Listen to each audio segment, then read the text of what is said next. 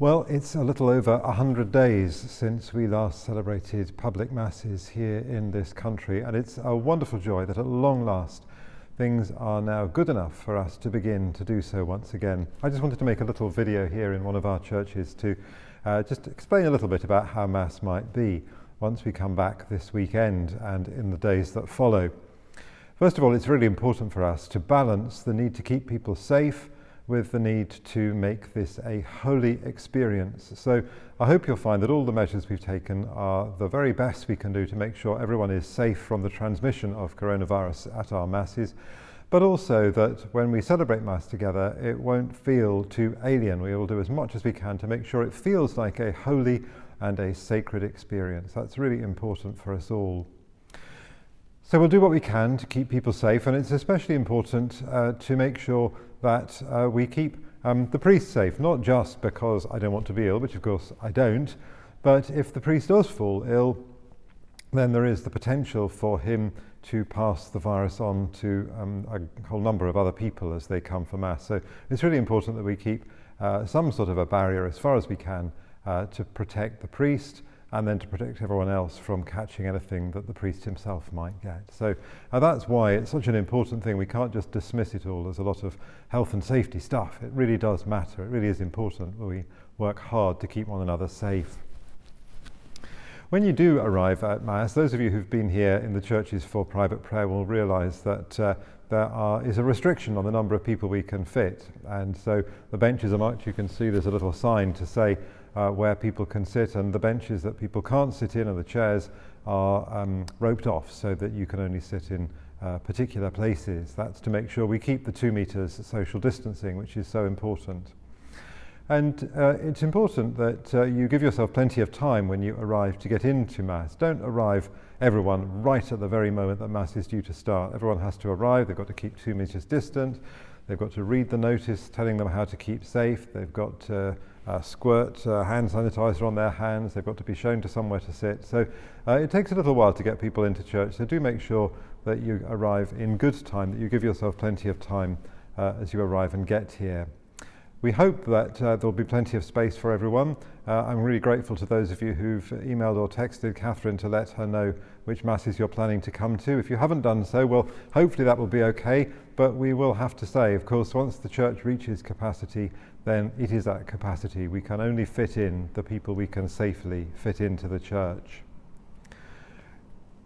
Once we are seated here, and there are some places where there are single chairs and other places where there are benches. So if possible, if you're coming on your own, if you could sit in one of the single chairs and leave the benches for a household to sit in. So once you have sat down, you'll find Mass is slightly different to our normal experience of Mass.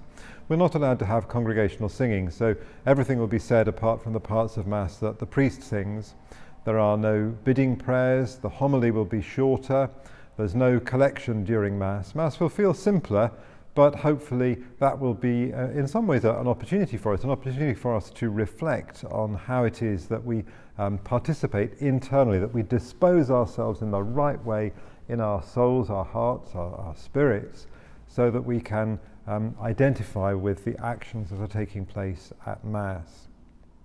When we come to communion, if it's necessary, if the numbers make it necessary, there will be stewards who will be helping us to make sure that we come up in an orderly way to communion so that we can keep the social distancing. There will be a one-way system, so we'll move forward always down the centre aisle and then back towards the back of the church up the side aisle, which is broadly speaking what we're used to in all of our churches at the moment when it comes to Holy Communion.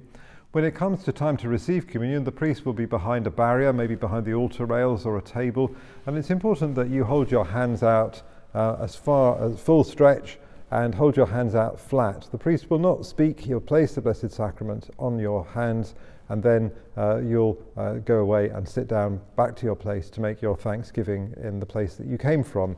But do please, as I say, make sure your hands are flat. If you and the priest inadvertently touch hands, it will then be necessary for the priest to stop Holy Communion and for both you and the priest to go and clean your hands. So obviously that's not ideal. So if you can possibly make sure your hands are held out as flat as they can be. Once again, there's no need for us to worry. We just need to do the best that we can. And if things don't quite work out as they're meant to, we'll adapt and we'll learn from that So it's very important nobody's feeling nervous or anxious about anything. We just need to relax and to allow ourselves to enter into the joy and the wonder of being at Mass once again.